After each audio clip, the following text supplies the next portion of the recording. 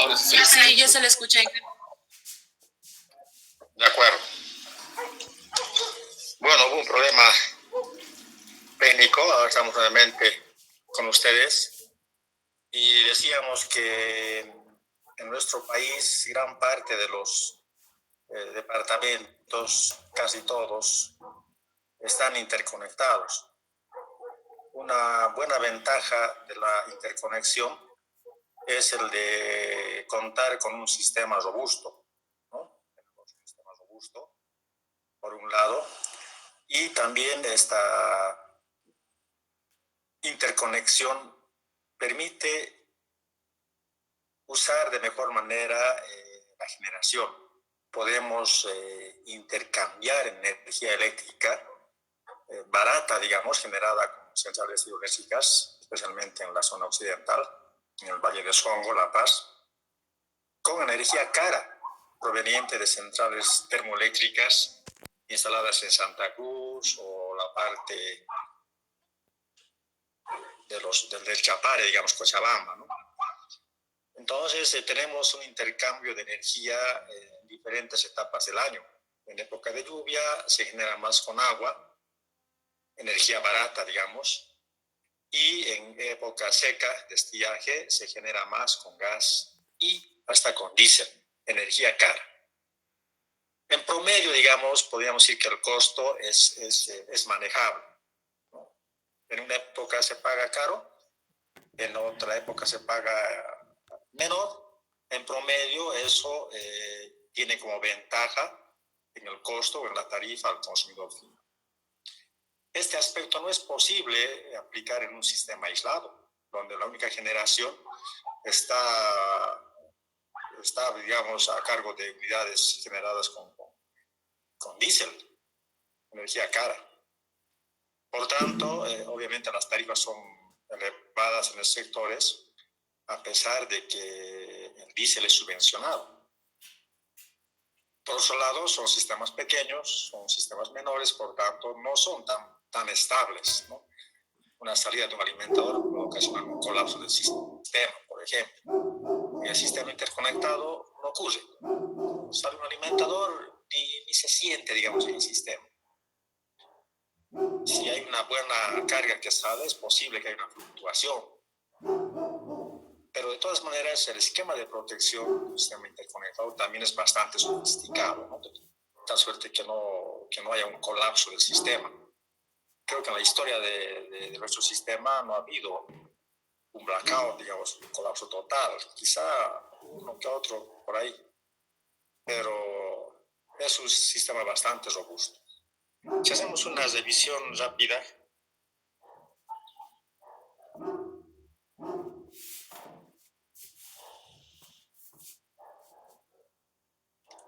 podemos ver que tenemos un sistema interconectado con líneas de transmisión de 230 kilovoltios, es el trazo verde, líneas de transmisión en 115 kilovoltios, es el trazo azul, y algunos tramos menores con tensiones de 69 kilovoltios, especialmente en la zona minera. Algunos tramos pequeños tienen ese nivel de tensión. Como ustedes recordarán, más o menos hay una regla mnemotécnica que nos enseña de que por cada kilómetro de terreno la tensión debe ser de 1 kilovoltio. Entonces, si pensamos transmitir energía a 100 kilómetros, la tensión tendría que ser 100 kilovoltios, ¿no? O mejor, el valor normalizado, 115 kilovoltios. Entonces, más o menos atiende a esa lógica el nivel de tensión. Aunque últimamente los proyectos encarados se están haciendo todos con 230, ya que permite, digamos, con holgura transmitir energía eléctrica. Y tal vez con una sobredimensión pensando en el crecimiento futuro. Es importante indicar de que no es tan fácil hacer proyectos eléctricos no tanto por el costo, sino por el impacto que tiene con el medio ambiente. Últimamente hay bastantes entidades que están resguardando, protegiendo, digamos, el medio ambiente, ¿no? Entonces, hay oposición de muchos poblados que están a lo largo de una línea, por ejemplo. Hay los activistas de medio ambiente que se oponen a los proyectos. Entonces, cada vez es más complicado hacer una línea de transmisión y mucho más todavía implementar una unidad generadora, ¿no? De hecho, tenemos problemas, por ejemplo, con los proyectos del Salto del Bala, el Departamento de La Paz, el proyecto Rositas en Santa Cruz. Entonces, hay una serie de oposición a estos proyectos por el impacto ambiental que podría ser adverso seguramente, ¿no? Pero no se ha aprobado. A veces son movimientos solamente sin mucho fundamento, pero va a ser cada vez más difícil hacer líneas de transmisión, por tanto, vale la pena hacer ahora proyectos con una cierta holgura en 230 kilovoltios y muchos de ellos son doble terna. Entonces ya se está aprovechando una traza para llevar 2 ternas de línea de transmisión. Entonces, como podrán observar, más o menos los últimos proyectos que podemos ir anotando son estos que están en la zona norte. Creo que tengo aquí en el puntero.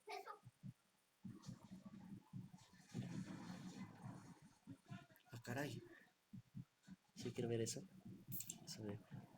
Entonces, cada que hagan es que por aquí más o menos, ¿no? Es la línea que va desde Caranavi hasta Trinidad, pasando por poblados como San Borja, San Ignacio de Mojos, Yucuco, y va hasta San Buenaventura, donde también hay una unidad generadora en base a bagazo de caña, central termoeléctrica. Bueno, tampoco trabaja de forma permanente, no solamente cuando hay la materia prima, digamos, para quemar, que sería el bagazo de caña.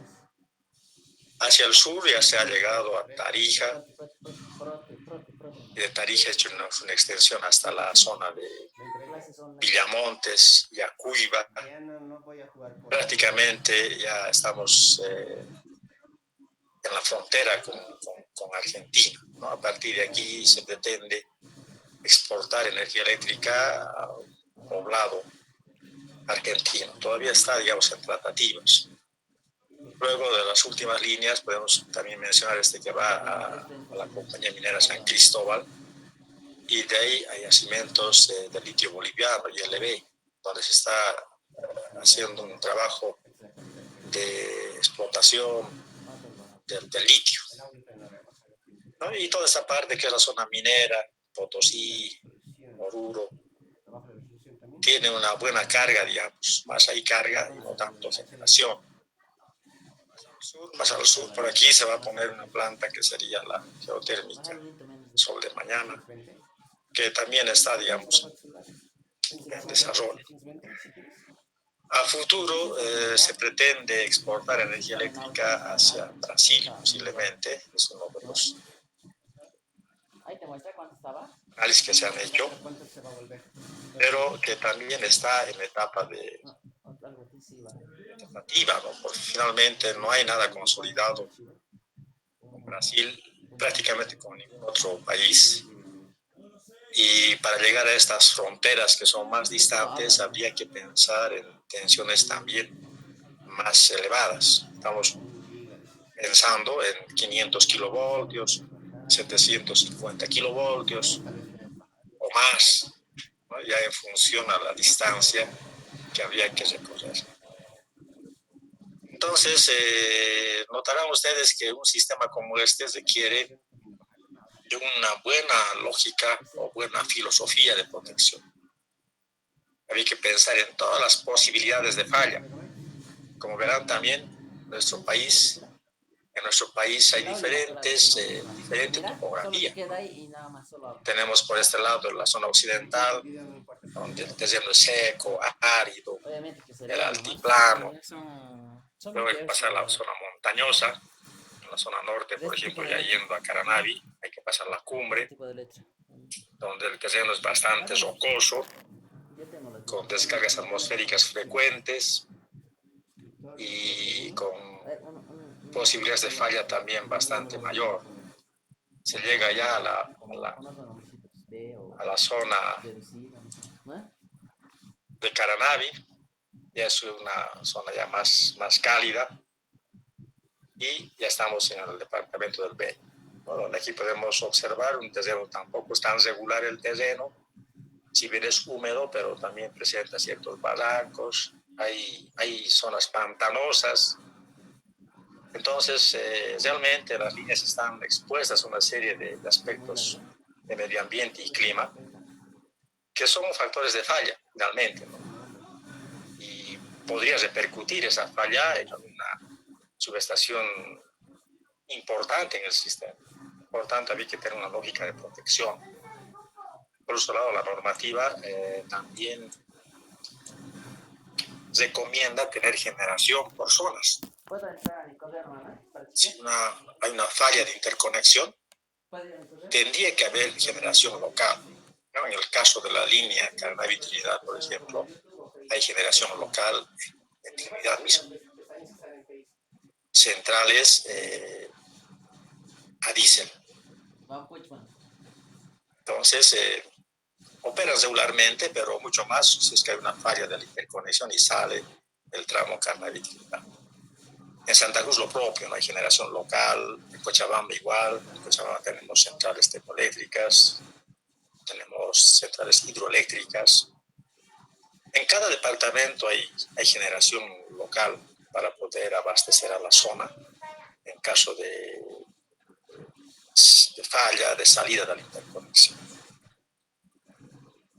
En la parte sur también hay generación, tanto en Tarija,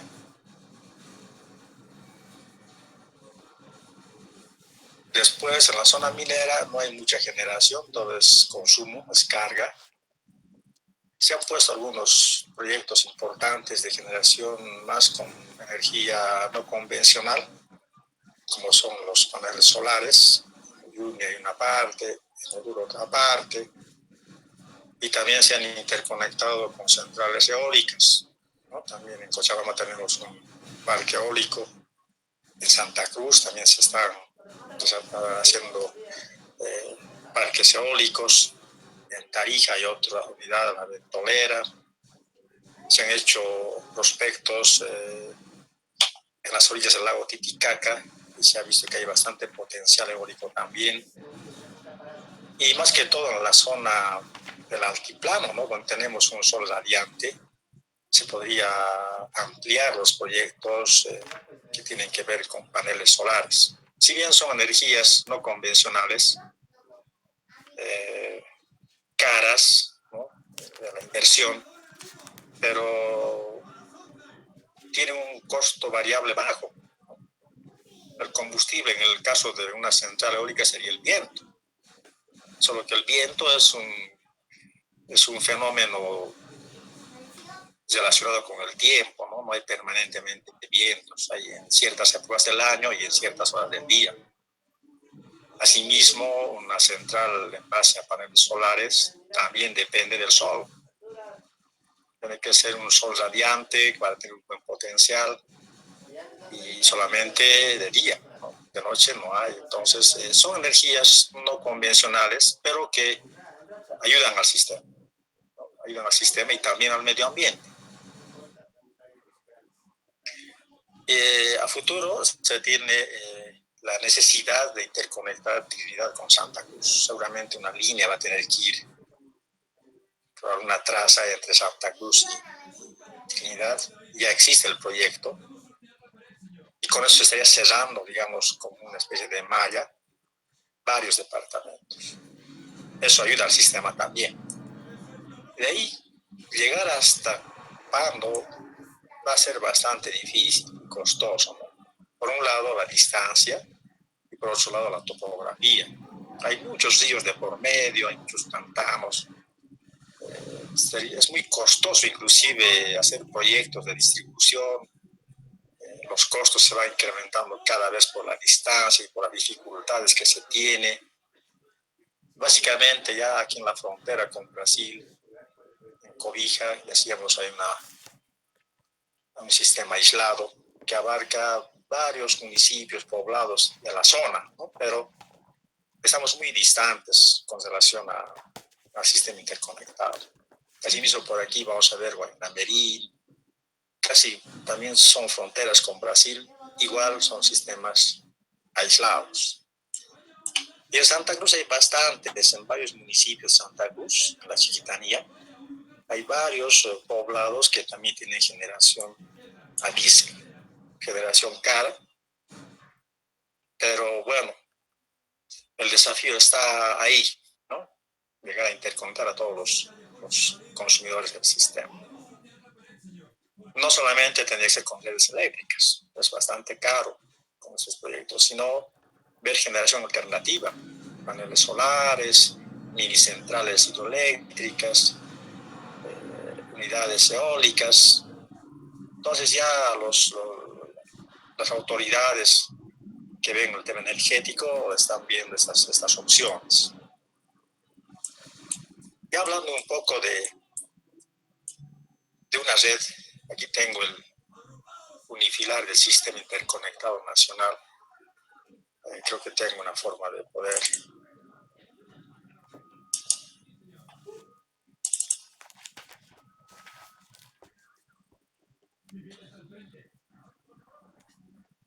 ampliar un poco esto. Y claro, estamos igual hablando de los niveles de tensión con diferentes colores. Y noten que hay subestaciones. Aquí hay una unidad generadora en Oruro. Hay bastantes subestaciones interconectadas, unas con otras a través de líneas eléctricas, con diferentes niveles de tensión, plantas generadoras en la parte de La Paz, con plantas generadoras termoeléctricas en Vallehermoso, plantas hidroeléctricas en Corani, Santa Isabel, subestaciones ya de llegada a los centros de consumo, subestación Quillacollo, Colcapirgua, ¿no? En la zona de Cochabamba, otras zonas en La Paz, Cotacota, Mayasa, Avenida Arce, Roscosani. Son subestaciones ya en centros de consumo. Decíamos por ejemplo, que va desde La Paz, pasando por la cumbre, llega a Carnavi, y de Carnavi pasa a Yucumo, San Borja, San Ignacio de Moxos, hasta llegar a Trinidad, ¿no? Y en Trinidad, decíamos, tenemos una subestación, y tenemos también un parque generador, todos con diésel. Y asimismo en estas barras ya se tienen conectadas las cargas, ¿no? Las cargas que van a ir hacia ya las zonas urbanas, rurales de cada lugar. Entonces notarán, quiero mostrarles con esto que esto requiere de una protección bastante elaborada, ¿no? Ya en la parte de Sucre está Aranjuez, la misión Mariaca, esta ya es en Potosí, Don Diego, llegando a Carachipampa, donde también una unidad generadora a gas, ¿no? Ahí en la planta de Carachipampa. Ya en Punutuma, llegando a la zona minera, tenemos Tasma. Entonces realmente hay que ver que este sistema requiere de un esquema de protección bastante consolidado, sofisticado y redundante, ¿no? Como hemos ido hablando en cada momento. Si hacemos una evaluación rápida, por ejemplo, de una subestación, vamos a ver que tenemos diferentes esquemas, o mejor dicho, elementos de protección. Aquí, por ejemplo, esta barra en 230 kilovoltios tiene un elemento de maniobra, seccionador de barra, otro elemento de maniobra, seccionador de línea y el propio interruptor, ¿no? En muchos casos también se tiene un bypass, como en este de Uyuni, por ejemplo. Tenemos el interruptor, el seccionador de barra,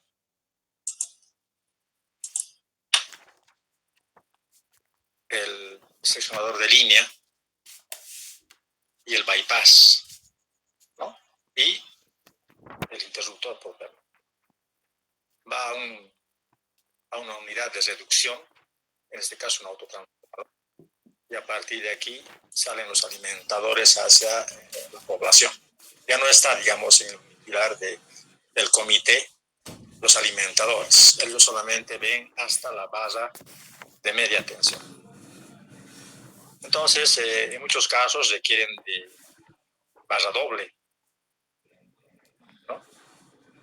Y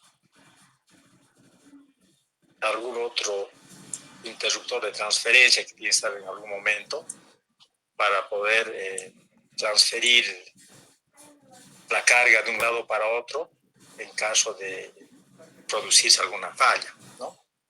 Y asimismo son sistemas mallados. Podemos tener interconectados varias subestaciones, por tanto el fluido eléctrico puede ser en uno u otro sentido. Es un flujo bidireccional, depende de la circunstancia. Por tanto, el equipo de protección tendría que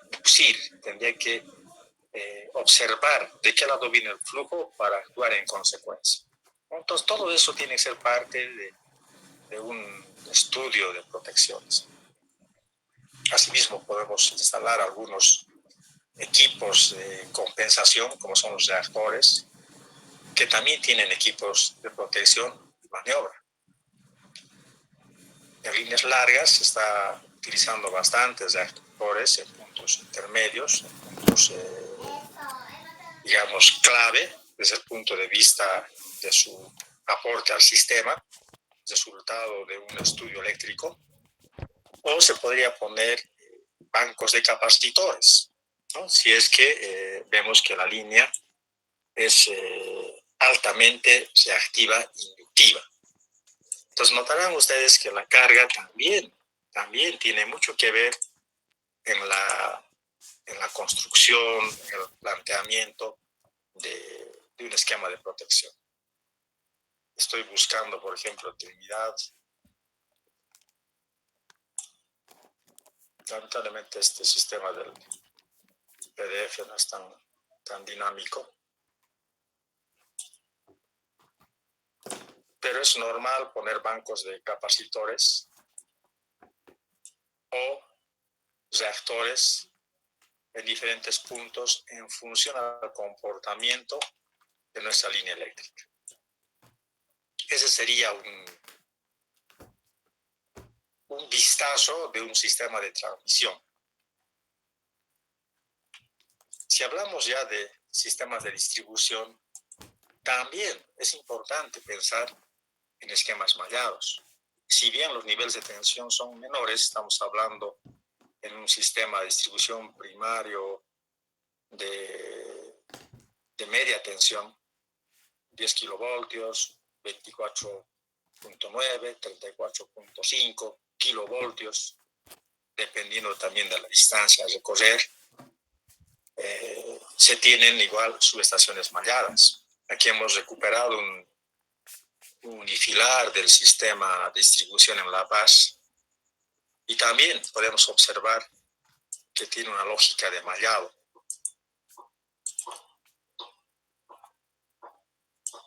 Esto que está en verde es el interconectado, es la línea de transmisión, y llega a Mazo Cruz. De Mazo Cruz ya tenemos una línea que es parte del sistema de distribución.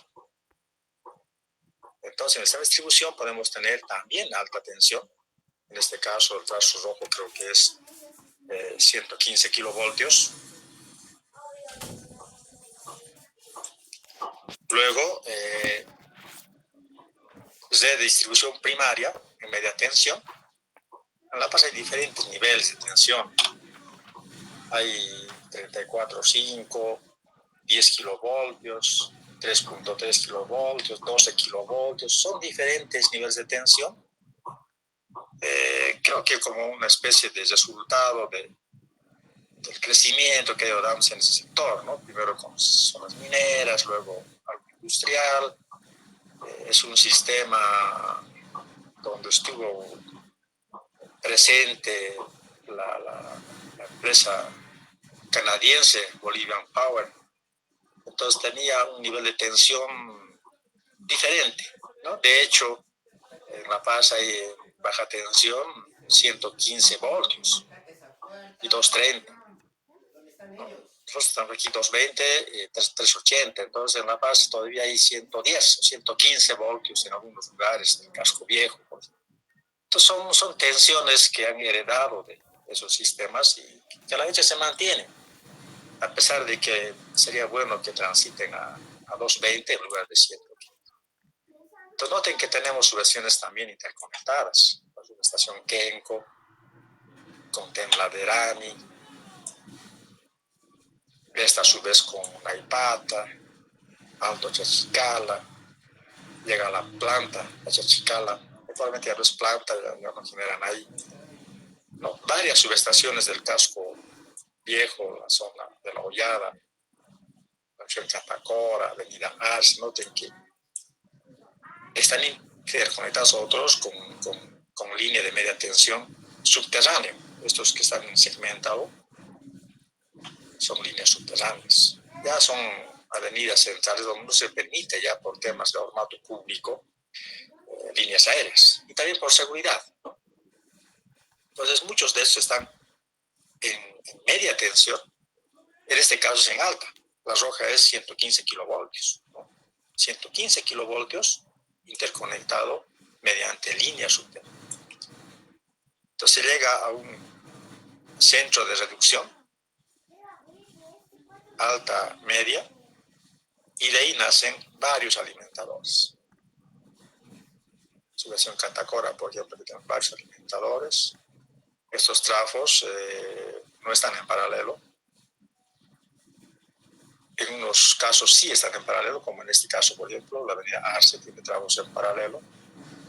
Tienen varios alimentadores que nacen de esta subestación. Y muchos de esos alimentadores también están interconectados con otras subestaciones, a objeto de garantizar la continuidad de suministro, ¿no? Entonces es un sistema bastante robusto, un sistema mallado. La posibilidad de interrupción es remota. Siempre existe el recurso de poder reponer el servicio rápidamente. Y este aspecto hace que se tenga un esquema de protección sofisticado, caro, porque el fluido puede ir de un lado para otro lado dependiendo de las circunstancias.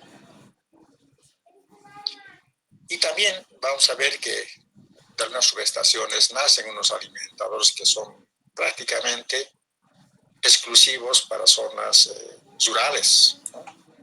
Realmente, por ejemplo, este pueblo de Viacha, hay varios alimentadores que salen de la subestación Viacha que van a las zonas rurales.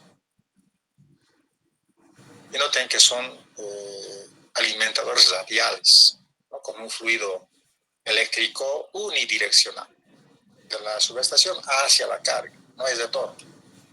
Entonces, si hay una falla en el alimentador, prácticamente no hay forma de hacer algún trabajo de transferencia, de interconexión con otro alimentador, etc. Entonces, ahí tenemos una interrupción en un 100% de la instalación. Entonces, quizás porque son zonas rurales, donde los consumos son pequeños, no es tan importante el fluido eléctrico en los lugares porque no hay zonas industriales. El consumo más es para temas residenciales, ¿no?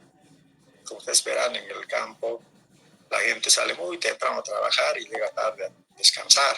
Todo el día está prácticamente fuera de la casa. Entonces, para ellos quizá no es tan importante la energía eléctrica. Entonces, de hecho, la normativa también establece nivel de calidad 2 para zonas urbanas, zonas con baja densidad poblacional, donde los valores de tolerancia son mayores, tanto en el ancho de banda de la tensión como en la cantidad de fallas, frecuencia y tiempo. Entonces, la normativa hace esa diferencia. Es más exigente en la zona urbana y menos exigente en la zona rural. Eso también está relacionado con el costo, no es ningún hecho de discriminación, nada, ¿no? Sino está ligado con el costo. Ustedes verán que a mayor distancia, mayor costo de operación, mayor costo de mantenimiento. Por tanto, la tarifa tiene que ser más que en la ciudad.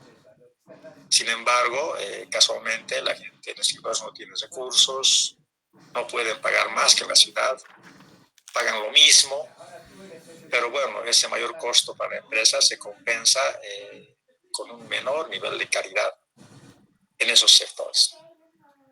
Entonces, igual tenemos aquí interruptores en barras de media tensión. Noten que ya no vamos a usar, no se usa seccionadores, ¿no? En unos casos sí se usan, pero ya no se usa, por ejemplo, doble barra, ya no se usa seccionador bypass, si bien puede ser útil para hacer trabajos de mantenimiento del interruptor, pero no es muy común, ¿no? Por el tema también de los costos y de la importancia de la instalación. Aquí, por ejemplo, se usa todavía seccionadores de línea, de barra.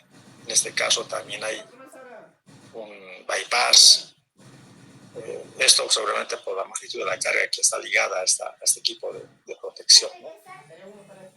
Generalmente ya en zonas radiales, en líneas radiales, ya no se usa mucho estos seccionadores.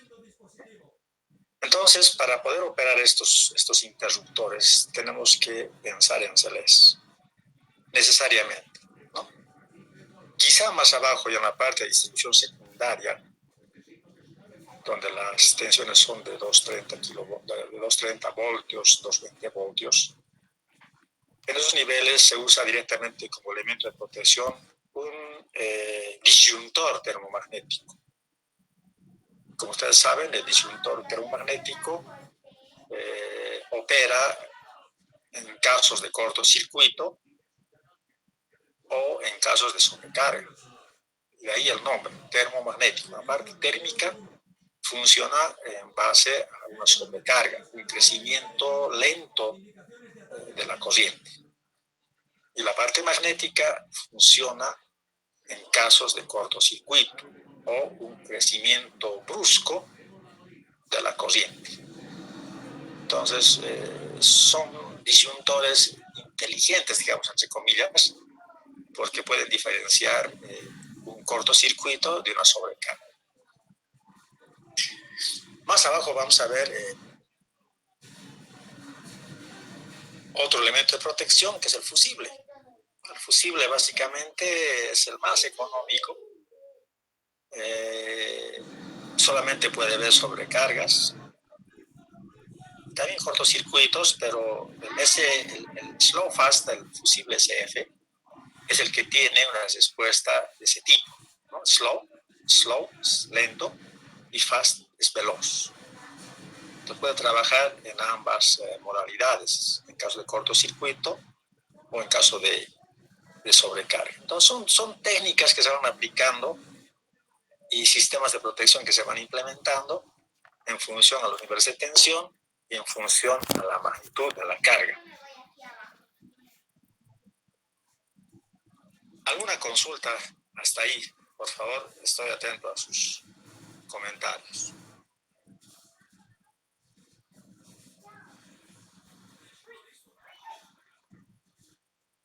Ariel Ispes Rojas. ¿Está presente?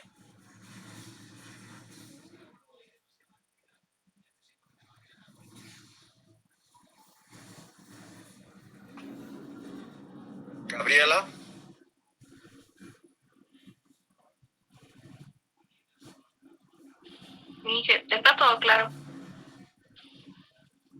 Perfecto. Entonces tenemos que conocer nosotros el sistema, tenemos que saber cuál va a ser la importancia, cuál va a ser el interés de una protección para poder plantear, diseñar. Como decíamos en una de las clases, no hay una receta, ¿no?, para poder hacer un esquema de protección. Es una filosofía que cada técnico tiene. Para escucharlo del... Puede ser un método muy complicado para unos o simples para otros, ¿no? Hay colegas que complican bastante su esquema de protección. También se puede hacer el mismo esquema de manera más simple. Entonces, eso es autoría de cada uno. No hay necesidad de criticar, digamos, ¿no?, que un trabajo está mal hecho, etc., sino que funciona. Lo importante es que funcione.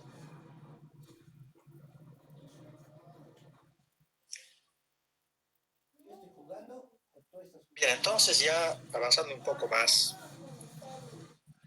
si hacemos un viaje imaginario desde la subestación, ahí vamos a encontrar interruptores que son de potencia. Hay diferentes tecnologías de fabricación de estos interruptores. Hay interruptores que trabajan, por ejemplo, un mecanismo base en engranajes, resorte. Hay otros que son hidráulicos, tienen un líquido hidráulico para que opere. Y hay otros interruptores que son neumáticos, ¿no?, tienen caños de aire comprimido, digamos, para que funcione. Es muy común el mecánico, es decir, aquel que tiene un motorcito y carga a un resorte y con un trinquete se hace volar el gatillo y se abre o se cierra este interruptor. Muy común. Y también puede ser, digamos, un mando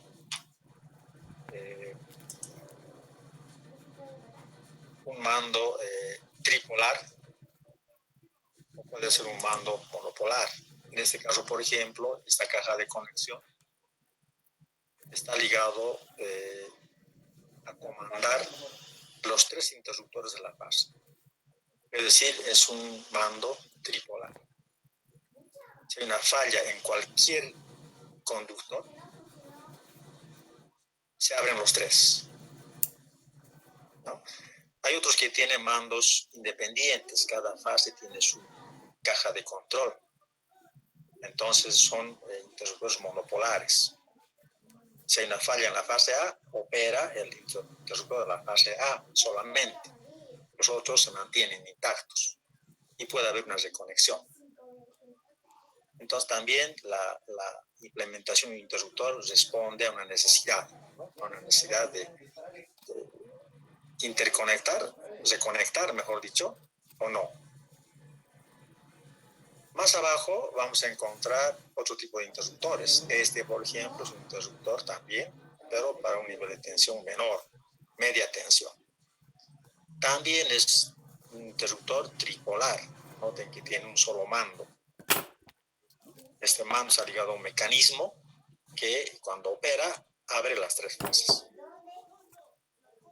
Generalmente en distribución todos son tripolares. No hay mando monopolar como en transmisión. Más abajo podemos encontrar otro tipo de interruptores. Estos son montados a intemperie. Ese también tiene un cubículo. Al interior está la parte de cierre-apertura del interruptor. Y lo mismo, ¿no? Tenemos bornes de salida, bornes de entrada y la caja de mando del interruptor. O podemos tener este elemento que sea de baja tensión. Es un elemento termomagnético, un disyuntor termomagnético, que también hace el trabajo de abrir y cerrar. Estos elementos llamados interruptores operan bajo carga. Tienen un extinguidor de llama para extinguir el arco que se forma al momento especialmente de abrir una carga, a diferencia de otros elementos de maniobra que solamente abren en vacío. Entonces tiene que ser un interruptor capaz de soportar las corrientes de arco, producidas por el arco, en situación de falla. Entonces,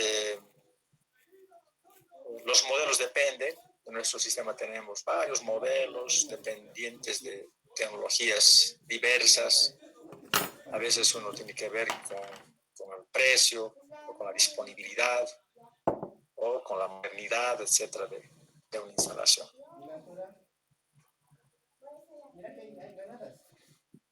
Ya en baja tensión vamos a encontrar otro tipo de elementos de maniobra de protección. Les debe ser muy familiar, por ejemplo, los fusibles, ¿no? Estos fusibles. Aquí está el portafusible, el bastón. Al interior está un elemento conductor que es propiamente el fusible, ¿no? Cuando hay una falla, se funde el elemento que está al interior y esta varilla, este bastón, cae. Al caer, acusa de que ha habido una falla y ha habido una apertura de ese tramo de línea. Había que reponer, bajar primero el bastón, reponer el filamento, el fusible y volver a colocar. Con una pértiga se puede hacer el trabajo rápidamente. Sin embargo, ustedes verán que este fusible tiene que ser visto por alguien que ha operado, tiene que haber un reclamo para que esto exista.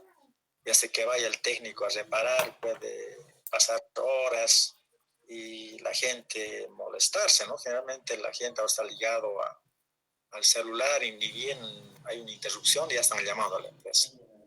Son cada vez más exigentes nuestros consumidores y no toleran demoras, ¿no? Por lo tanto, las empresas también han ido ya viendo esta situación y se están poniendo estos otros fusibles de 3 pasos.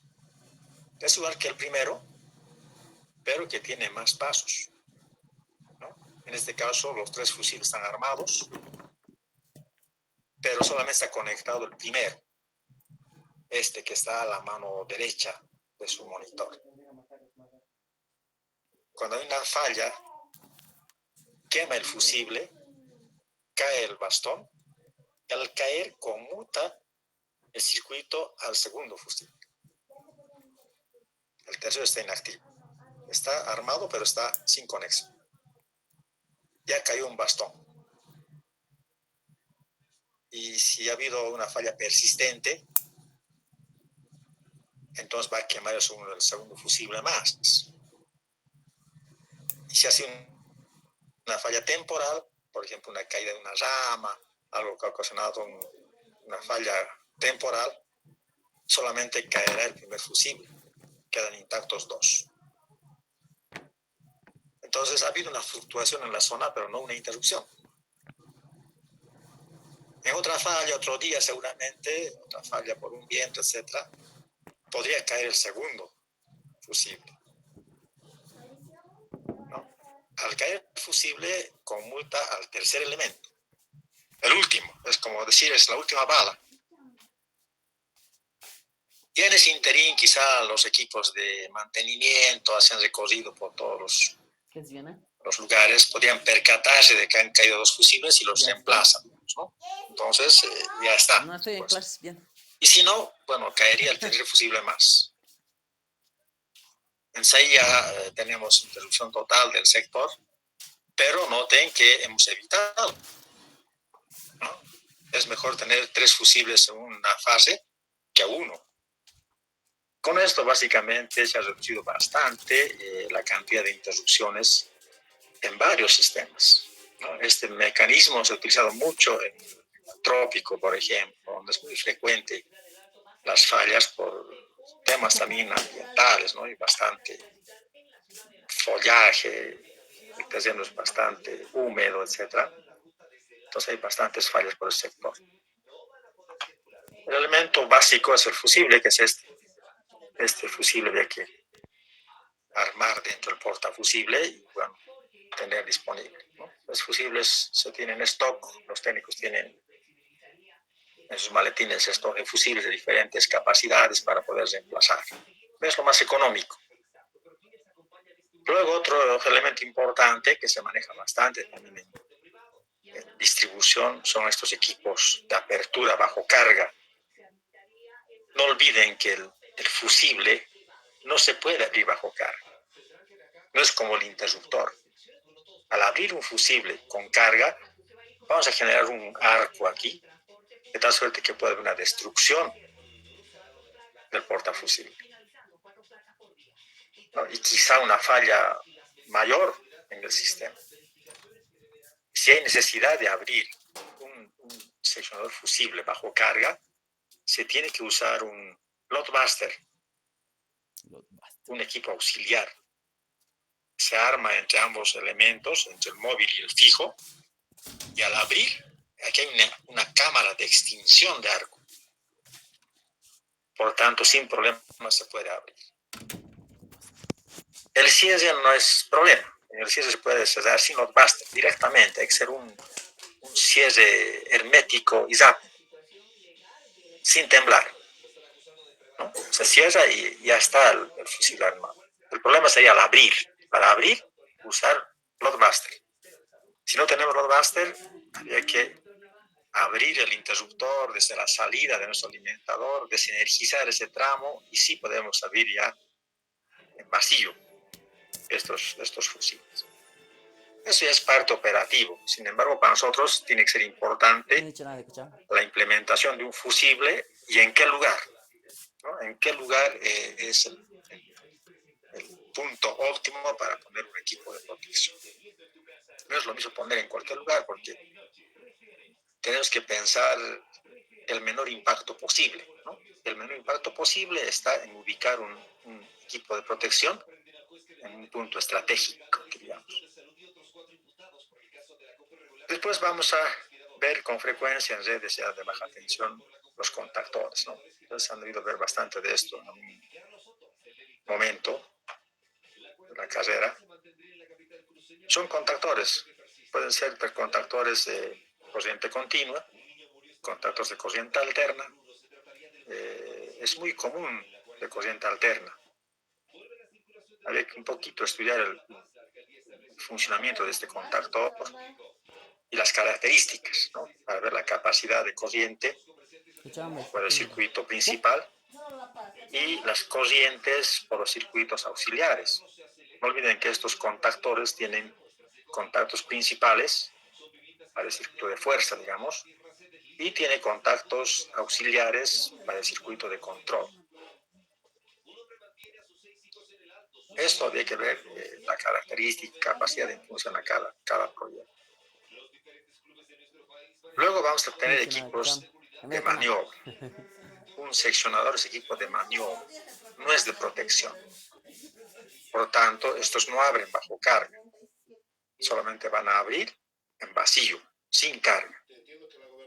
Muchos de estos equipos seccionadores son motorizados, están ligados a un motor, se puede tener un mando local o un mando a distancia, un telemando, para poder abrir o cerrar estos elementos de maniobra.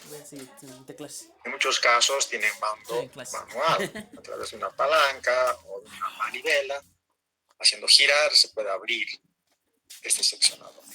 Mucho depende de la tecnología de cada subestación y de la autonomía que se le quiera dotar.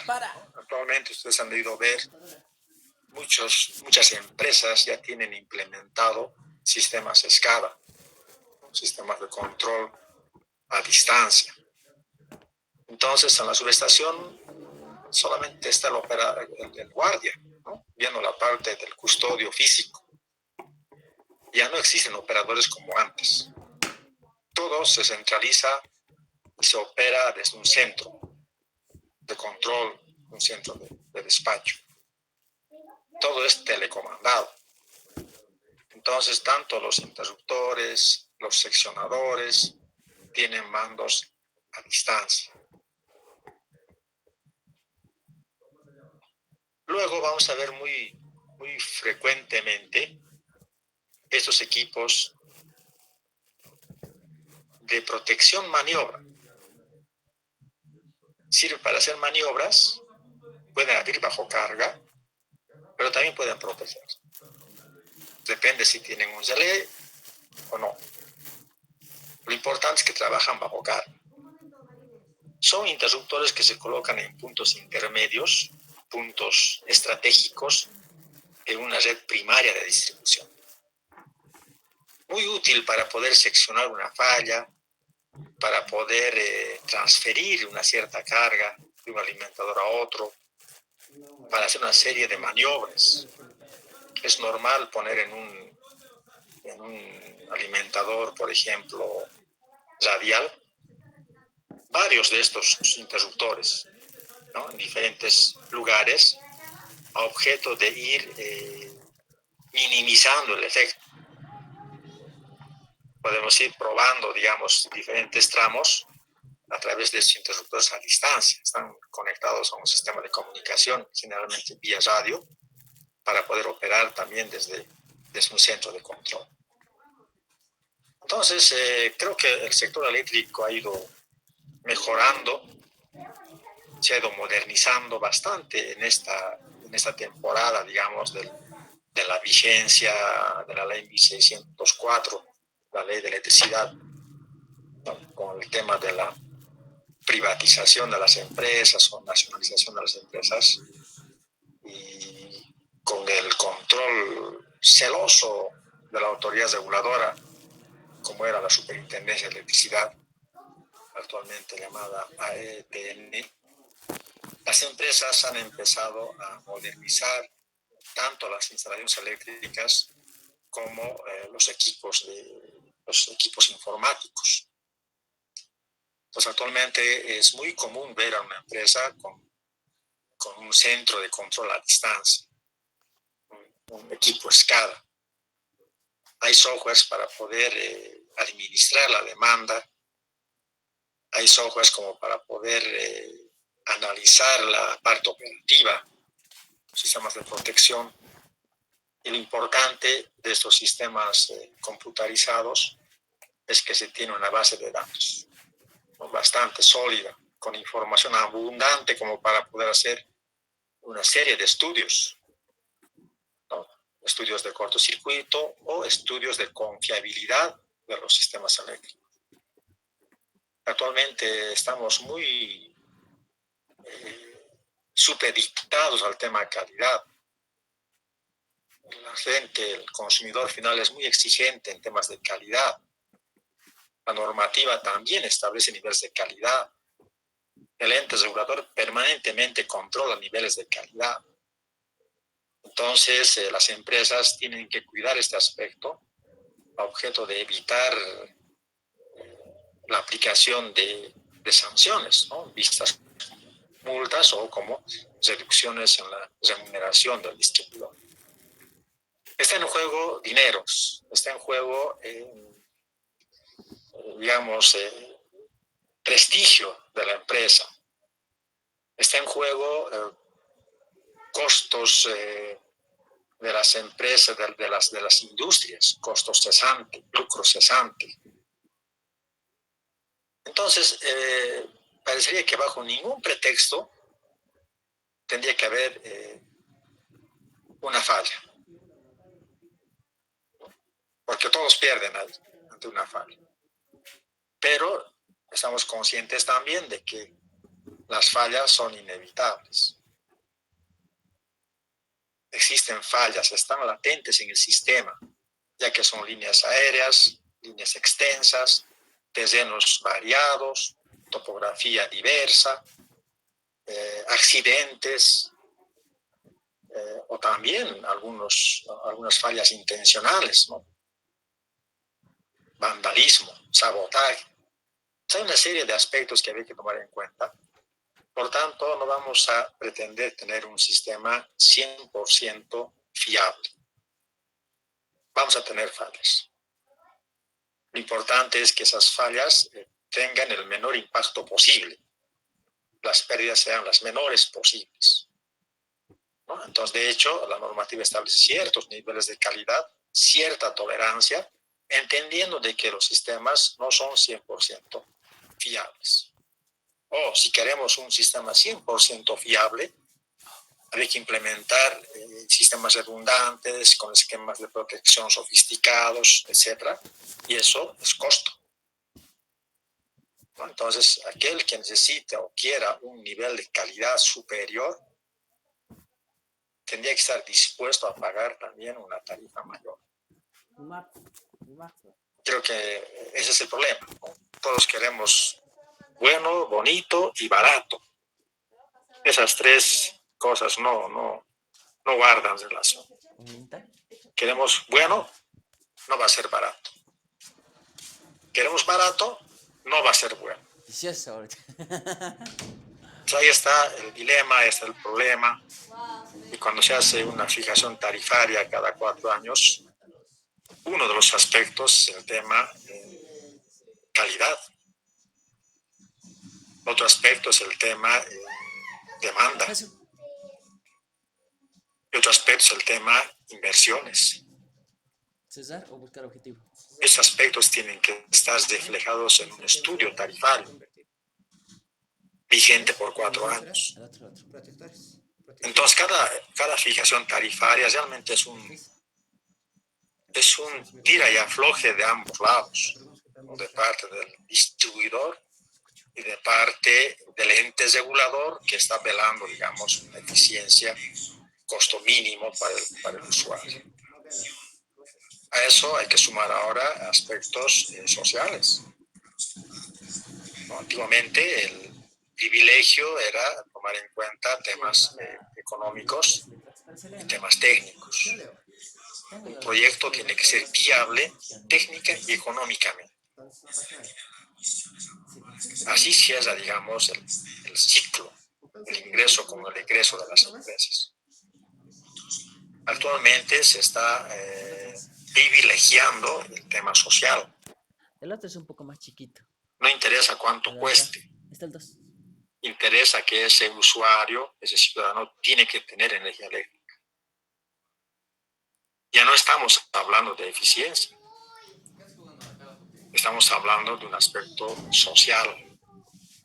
Entonces ya hay una brecha, ¿no?, entre ingreso y egreso de las empresas. Hay mayor egreso y menor ingreso. Ya no cuadra la ecuación. Por tanto, podemos pensar de que estamos poniendo en riesgo la confiabilidad del sistema, la calidad de distribución del sistema y, ¿por qué no?, quizá incluso la permanencia de una empresa de distribución. Perfecto. 400 megas. ¿Cuánto pesa? Ese es un problema actualmente. 700 megas. Solo está bajando 200 Y megas. muchas empresas tienen serios problemas con las zonas rurales porque es donde realmente los costos son mayores, son cada vez más distantes, son pequeños poblados con un consumo ínfimo. Voy a poner el 1000 y para que se vean claras las imágenes. Claro, porque tienen derecho a la energía eléctrica, al aspecto social, había que llevar energía eléctrica hasta ahí. ¿Y la velocidad también está baja? Entonces son aspectos que hay que ir viendo y el esquema de protección tiene que acompañar a esa lógica. No hay otra forma. Adecuarse a esa realidad. ¿Por qué no puedo pasar esa misión? Pero que juegue hasta que pase. Bien, entonces hay unos que son mixtos. Son seccionadores e interruptores a la vez. Notarán que igual la tecnología va avanzando. Cada vez son más pequeños estos equipos, son más compactos. Ya usan como aislante interior el SF6, hexafluoruro de azufre. Tienen mandos a distancia. Tienen módulos para un control de todos los parámetros del sistema eléctrico. Podemos ver, por ejemplo, los equipos que son muy populares en redes primarias de distribución. Tienen módulos de entradas digitales locales para poder acusar o indicar los estados de abierto o cerrado del propio interruptor, ¿no? Son modelos input-output opcionales. Podemos tener otras señales necesarias para poder administrar a distancia un puesto, un punto de maniobra, ¿no? Hay diferentes puertos de comunicación a través de un medio de comunicación, pues es radio, fibra óptica, algún hilo dedicado. Depende de la tecnología, ¿no? Y muchos de ellos incluso tienen un sensor de posición. Podemos saber exactamente en qué lugares, qué tramos están interrumpidos o entre qué puntos ya están interrumpidos para hacer una búsqueda rápida de la falla y una reparación. Entonces, realmente la tecnología ha ido avanzando en este sentido y nos ofrece bastantes bondades. Hasta ahí, digamos, hemos analizado equipos de maniobra, protección. Ahora hay que pensar en diagnosticar los parámetros eléctricos del sistema. Y tenemos que hacer esto a través de equipos sensores. El equipo sensor de corriente es un transformador de corriente, más conocido por su nombre en inglés CT, ¿no? En español TC. Y vamos a ver también otro sensor, esta vez de potencial o diferencia de potencial o tensión, como quieran llamar, que es el transformador de potencial, PT, o en español TP.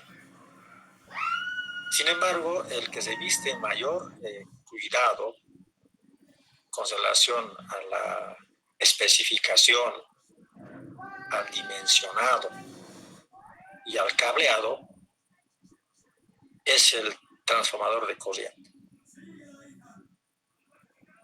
Como ustedes recordarán, el transformador es una máquina que trabaja por inducción. El transformador de corriente es una máquina especial.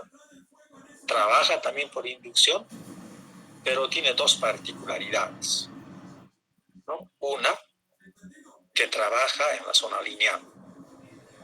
Es decir, tiene que reflejar fielmente los parámetros del lado primario y el lado secundario. Y el otro factor es la sensibilidad, precisión, si quieren, ¿no? Entonces, en el caso del transformador, eso se conoce como clase. Entonces, hay clase medición, clase protección. Podemos tener diferentes clases, dependiendo si tenemos un CT para medición, si es un CT para laboratorio, un CT para protección. La clase de precisión varía con este requerimiento.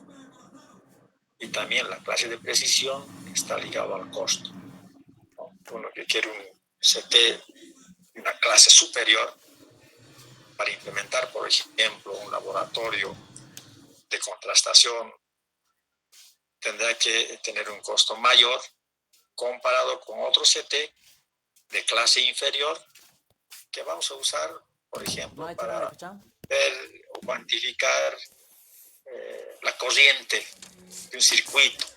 No tiene importancia económica. No estoy facturando, solamente quiero saber qué corriente circula por un circuito. En ese caso utilizo un CT de clase inferior, ¿no? Entonces, un transformador de corriente básicamente tiene un circuito secundario a donde se tiene que conectar los equipos de protección, ¿no? También hay CTs para equipos de medición. Vamos a luego identificarlos y diferenciarlos. Un elemento, una característica importante de un CT es la de aislar los circuitos primario y secundario. Con este hecho, estamos aislando de niveles de tensión riesgosos tanto a los equipos de protección como a los operadores. Si bien en el circuito primario tenemos una corriente pequeña, por ejemplo, 10 amperios, esto podemos medir con una pinza, por ejemplo, ¿no? Pinza amperimétrica. Es suficiente, pero estamos en un nivel de tensión mayor, bastante mayor, por ejemplo, 115 kilovoltios. Ahí no podemos acercarnos con una pinza, aún sabiendo que hay una corriente de 10 amperios. Entonces notarán que necesariamente vamos a usar un CT. El CT en este caso está aislando el nivel de 115 riesgoso para el operador o para un equipo que va a estar ligado a la parte secundaria de nuestro CT. Otra función sería suministrar en el secundario la corriente proporcional al lado primario. Va a ser proporcional porque es un CT, es un transformador que funciona en la zona lineal de la curva de magnetización. Y finalmente vamos a suministrar en el secundario una corriente de magnitud adecuada para los medidores relés. Estos niveles de corriente ya están normalizados también. Hay de 5 amperios, hay de 10 amperios. Dependiendo un poco de las características de una instalación, habría que elegir entre 5, 10 amperios. También hay de 2.5 amperios. Muy común de 5 amperios. Entonces tiene que compatibilizar, digamos, las corrientes con los equipos de medición o protección. Como ustedes saben, la forma de instalar es a través de una conexión serie. La corriente tiene que pasar a través del CT. Hay diferentes modelos de CTs. El que están viendo en la pantalla, por ejemplo, es un CT toroidal. Está tapado. Este es un toroide de material ferromagnético y alrededor se tiene un devanado. Ese devanado puede tener varias tomas para tener un CT multirrelación.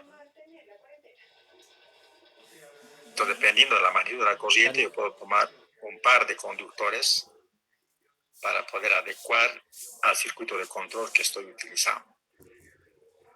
El devanado primario, en este caso, va a ser el conductor que pase por este hueco, por este orificio. El conductor pasante hace las veces de bobina primaria. El símbolo, como ustedes saben también, puede tener esta forma o esta otra forma. La diferencia entre estos dos es la polaridad. Ojo con ese detalle. Eléctricamente son equivalentes, totalmente equivalentes, pero fasorialmente son diferentes. Noten el punto. El punto en el lado de entrada. La corriente entra por el punto y sale por el punto en el devanado secundario. En estos casos es lo propio. Entra por el punto negro, bobina primaria, y sale por el punto rojo, bobina secundaria. Entonces, estos dos son eléctricamente equivalentes, pero están desfasados 180 grados eléctricos. Importante entonces conocer la polaridad de los CTs a la hora de hacer un cableado. Podemos tener problemas si es que no tenemos cuidado con en este detalle. ¿Qué más? La relación de transformación. Hay dos normas que predominan, digamos, el mercado eléctrico. Y en nuestro país utilizamos ambas normas. Ya, que se pinta otra vez. La norma IEC, por ejemplo, tiene que ver con CTs de 10, 12.5, 20, etcétera, o múltiplos a 5, ¿no? La norma ANSI americana tiene otros valores de corrientes primarias, 10 amperios, 15 amperios, noten corrientes mayores de 8.000 a 12.000 amperios. También hay en la norma IEC, pues dice múltiplos decimales, ¿no? Entonces estas corrientes ya están ligadas a cargas primarias. En el lado secundario vamos a tener corrientes menores, corrientes compatibles con los instrumentos de medición o protección. Y también la norma IEC tiene corrientes de 1, 2 y 5 amperios. Muy común, 5 amperios. Y la norma americana ANSI reconoce 5 amperios. Entonces, una relación de transformación va a ser, por ejemplo, de 8.000 a 5.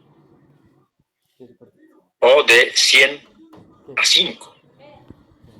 Cualquier valor primario, corriente mayor, a 5 amperios de vanado secundario. Ya que con 5 amperios va a operar sin problema mi equipo de protección, mi relé, o mis audífonos? equipo de medición. ¿Bien? Importante en este caso, Mientras está nuevo, está bien. la relación del CT. Aquí hemos puesto un pequeño análisis del comportamiento del CT. No, básicamente hay que hacer una sumatoria a través de la ley de Ohm para circuitos magnéticos. Si hacemos un recordatorio de la ley de Ohm para circuitos eléctricos, ahí tenemos tensión, corrientes, resistencia. ¿No? Repetimos, ley de Ohm para circuitos eléctricos, tensión, corrientes, resistencia. Su equivalente, ley de Ohm para circuitos magnéticos, la tensión tiene que ver con la fuerza magnetomotriz. La corriente tiene que ver con el flujo, o es similar al flujo.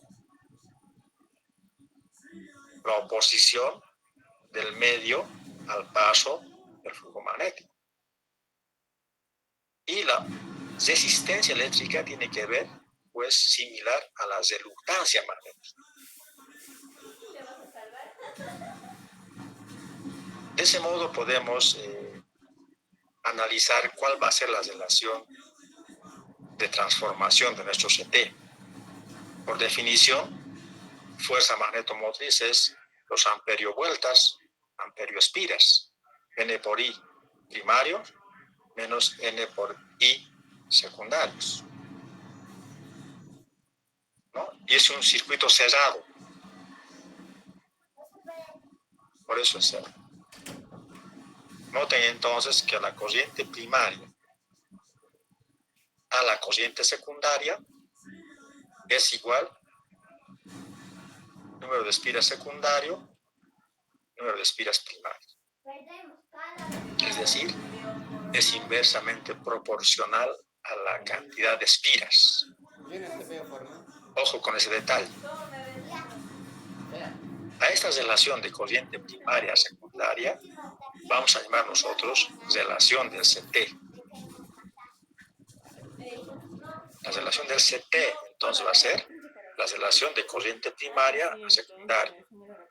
O, visto de otro modo, número de espiras del secundario al primario. Noten que es inversamente proporcional. Vamos a usar mucho esta primera ecuación. Relación del CT igual corriente primaria a corriente secundaria. Ese dato es muy importante para poder ajustar los relés. ¿Alguna consulta hasta aquí? Por favor.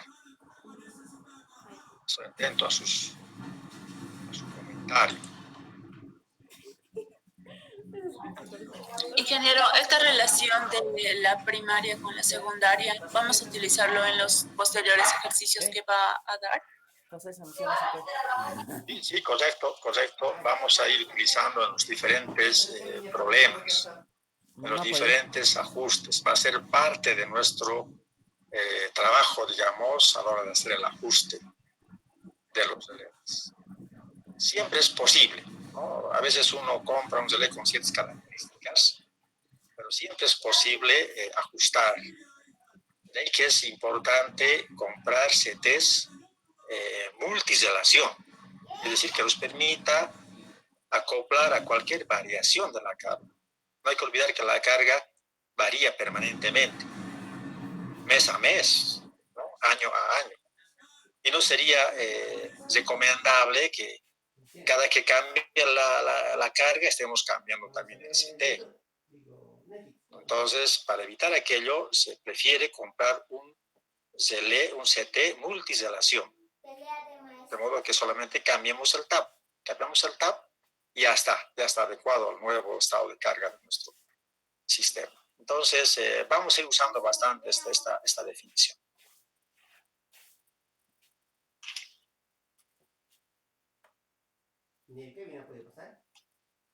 Ah, intentado un cachito y se ha ido. Se había aburrido.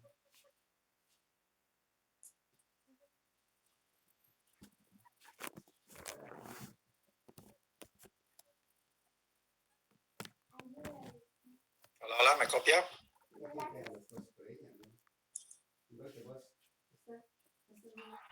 Sí. Bien, seguimos entonces. Ahí está el CLE multirrelación, al que hacíamos mención hace poco. Es importante pensar que la carga varía permanentemente y generalmente va a crecer, ¿no? Va creciendo la carga. Entonces, para evitar tener que poner diferentes CTs en diferentes momentos o tener en stock un conjunto de CTs con varias relaciones, es preferible comprar un CT llamado multirrelación, como este, por ejemplo. Es un CT de 100 a 5, 200 a 5, 300 a 5, 400 a 5, 500 a 5. Entonces yo puedo usar cualquier TAP en función a la carga. Esto es importante para los sistemas de distribución, donde realmente la variación de carga es muy dinámica. También existen otras opciones, ¿no? Este, por ejemplo, que tiene 2 barras, o si quieren, 2 espiras, como devanado primario. Podemos poner estas barras o en paralelo o en serie. Si ponemos en paralelo, tenemos una relación de 100 a 5. Si ponemos en serie, hacemos ingreso por P1. Juntamos C1 con C2 y salimos por P2, es conexión serie. En este caso tenemos una relación de 50 a 5. Entonces, son 2 opciones nada más. Quizá es mucho más recomendable este otro, que tiene más opciones. Pero bueno, hay esos CTs. Hay otros modelos de CTs que tienen secundarios independientes. Si quieren, toroides independientes. Aquí, por ejemplo, tenemos un CT 600 a 5, pero son 3 toroides, 3 secundarios independientes. Estos secundarios independientes pueden ser todos para protección, todos para medición o una combinación. Uno para medición y dos para protección, por ejemplo, ¿no? Es muy común en los CTs tener uno para medición y dos para protección, entendiendo que podemos requerir uno para protección principal y otro para protección de espalda y otro para medición. Si bien aquí en el circuito parecen iguales, en la práctica, físicamente, son diferentes. Y la diferencia está justamente en la forma, en aspectos constructivos. Este CT, en la parte superior, que es más robusto, puede que sea también 605, pero es más robusto, tiene un circuito magnético mayor. Por tanto, este CT 600A5 es recomendable para protección. Este rotoroide, que es más delgado, más ligero, también es 600A5, solo que el circuito magnético es de un menor peso, por tanto es un CT para medición. Ahí está la diferencia, ¿no? No puedo equivocarme, no puedo poner a este circuito, a este CT de protección, no podría haber un equipo de medición. Y a este toroide, que es de medición, no podría poner un relé de protección. Ojo con ese detalle. Entonces los CTs pueden ser o pueden tener más de un núcleo independiente en el lado secundario, de los cuales uno para medida y el resto para protección. Depende, uno puede especificar de acuerdo a su requerimiento, ¿no? Todos para medición, todos para protección o haciendo una combinación. Conviene que las protecciones diferenciales de cables o transformadores de potencia a distancia se conecten a CTs independientes. Por tanto, podemos requerir dos bobinas, por lo menos, destinados a protección.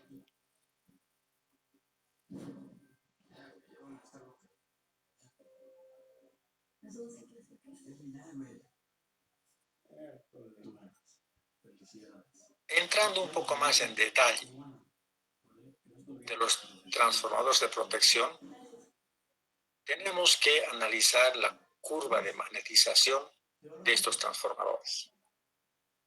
Notarán en este gráfico,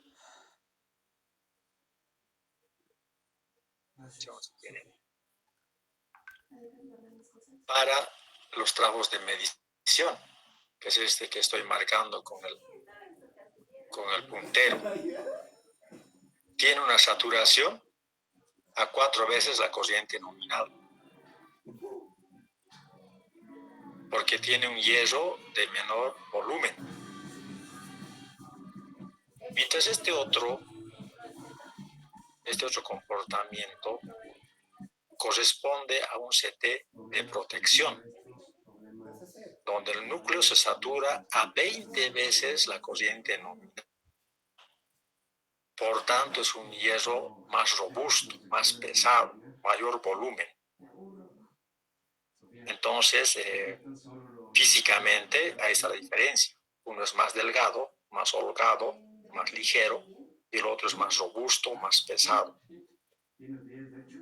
Nos noten, tiene que ver con la curva de magnetización. Estamos analizando los CTs de medición. Estos trabajan con densidades de flujo reducidos, 0,1 Tesla. Y entran en saturación a 0,4 Tesla, 0,5 Tesla, que equivale a 4 veces la corriente nominal en el lado primario o 4 veces también la corriente nominal en el lado secundario. Por encima de este valor se satura. Una característica es de que se produce fielmente la magnitud y el ángulo de fase de la corriente primaria en el secundario. Es de una precisión mayor. La precisión se garantiza desde una pequeña fracción de corriente nominal, un 10%, hasta un exceso de corriente del 20%. Podemos sobrecargar un 20%. Por encima de este valor ya pierde su precisión. Y por debajo del 10% ya no es muy sensible. Ojo, no podemos usar un CT con carga muy pequeña, ya no se hace muy perceptible el valor, ¿no? Es como querer medir una corriente de 1 amperio con una pinza de 10 amperios o de 50 amperios, ¿no? Ya no se hace muy perceptible. Entonces, si quieres medir 1 amperio, la pinza tiene que ser de unos 2 amperios, que pueda percibir, precisar el valor. Entonces, es importante ver esos detalles. No puedo poner un CT con una carga muy ligera, muy pequeña, por debajo del 10%. Y por encima del 20% del valor nominal, también tengo problemas. Pero tengo problemas de precisión. Ya no garantiza la precisión el fabricante si la corriente supera este valor. Entonces, tenemos valores normalizados. La norma ANSI, por ejemplo, clase medición, vamos a encontrar de 0,3, 0,6 y 1,2 amperio. Norma ANSI, americana. En la norma IEC europea tenemos más valores, ¿no? 0,1, 0,2, 0,5, 1. Muy común, 0,5 amperios. Clase medición para CTs. ¿Qué más? Los circuitos magnéticos son de sección menor con relación a los de protección. Ya hemos visto. Es más robusto el de protección comparado con el de medición. Al alcanzar una saturación se limita el valor de la sobretensión aplicada a los equipos de medición, ¿no? Es bueno que se sature. Una corriente de falla, por ejemplo, supera de lejos la corriente nominal. Puede llegar hasta 20 veces la corriente nominal. Como ya se saturó el núcleo del CT de medición, entonces se protege el equipo de medición que está ligado en el secundario. Si por error conectamos un equipo de medición a un CT de protección, noten que el CT de protección va a llevar 20 veces la corriente nominal. Recién se va a saturar. Si aplicamos 20 veces la corriente nominal a un instrumento de medición, lo vamos a dañar. Se va a quemar, decimos, ¿no? Por lo tanto, no podemos equivocarnos. Una saturación es una protección, evitando la perforación por sobretensión de aislación del equipo de medición. Importante, espero que estén siguiéndome. Seguro que se pregunta de examen este pequeño detalle.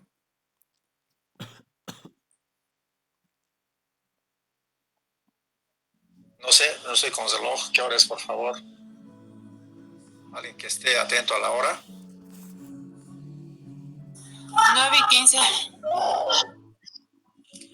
Gracias. Bien, veamos esta parte más, para no ser muy cansador. Vamos a ver los CTs construidos, diseñados para protección. Decíamos, estos CTs responden a una curva de saturación mayor. La curva de saturación recién se da como saturado cuando la corriente está 20 veces la corriente nominal. Por tanto, soporta corrientes mayores, obviamente corrientes de falla,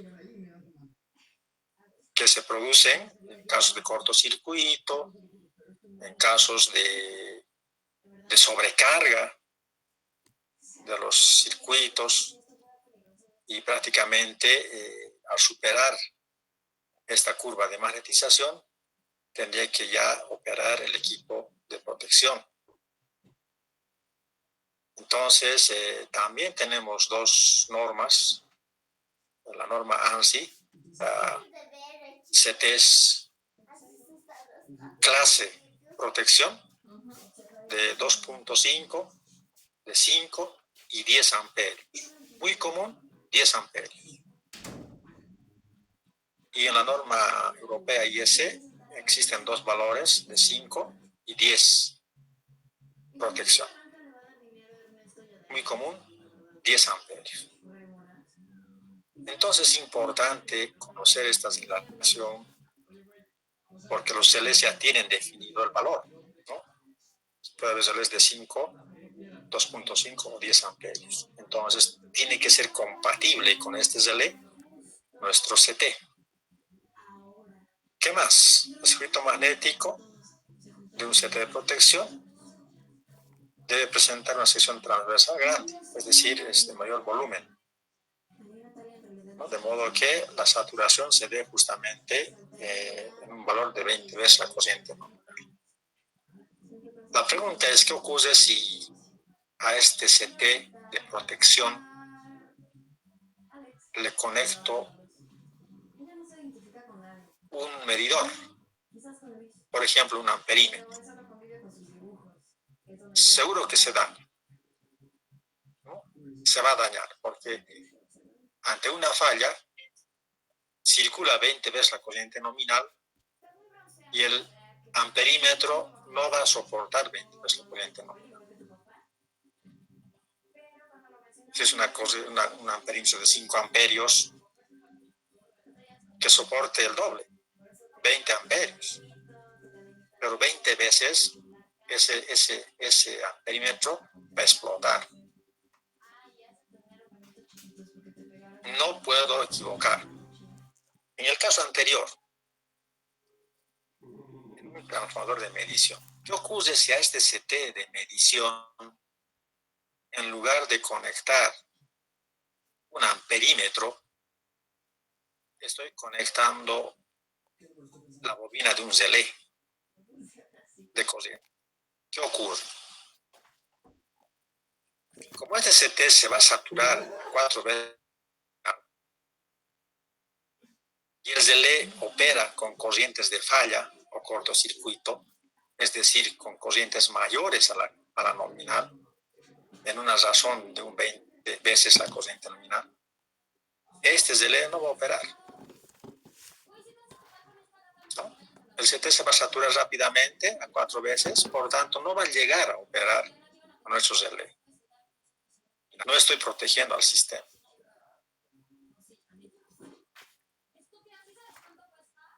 Entonces, otra vez repito, no podemos equivocarnos en poner un equipo de medición a un CT de protección. Tampoco podemos poner un equipo de protección a un CT de medición. Cada uno tiene su característica propia, acordes a circuitos de protección o de medición.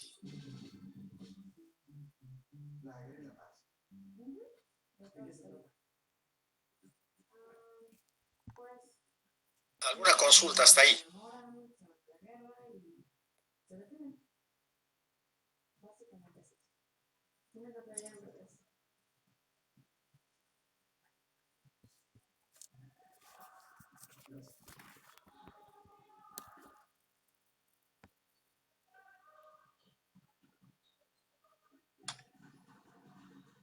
¿Qué dice Paulo? Yamil.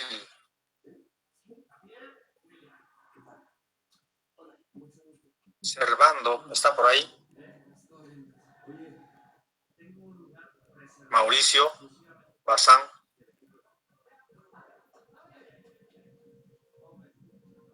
Voy a tener que lanzar preguntas.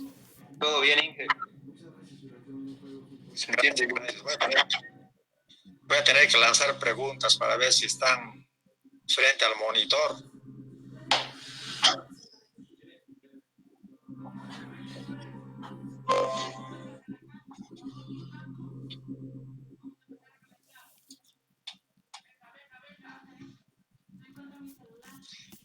Bien, quedaremos aquí. Creo que es suficiente por ahora. Por favor, ya les mandé las diapositivas, pueden sacar de Classroom. Y vayan revisando, siempre es posible hacer consultas después de la clase o también durante la clase, ¿no? Estamos abiertos a cualquier consulta.